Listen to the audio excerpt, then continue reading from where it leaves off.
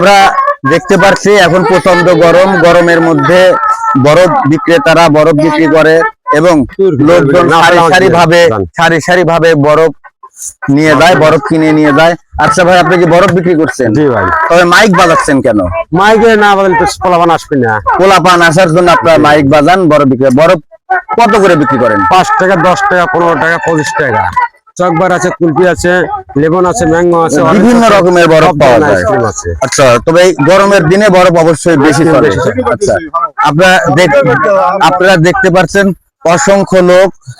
অসংখ্য লোক এই বরফ খাচ্ছেন এবং সুন্দরভাবে এই গরমের মধ্যে বরফ তাদের বেশি চলে, তার জন্য তারা বরফ খাচ্ছেন। আচ্ছা ভাই, আমাকে একটা বরফ দেন দেখি।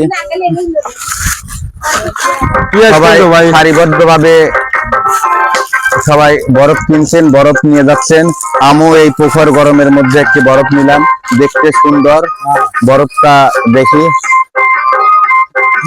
আসলে খুব সুন্দর। নারকেলের বরফ, এটা নারকেলের আইসক্রিম, খুব সুন্দর মনোরম।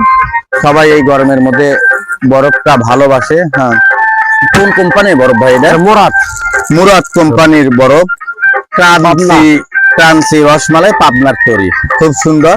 আমাদের ভালো লাগলো। ধন্যবাদ আপনাকে, ধন্যবাদ।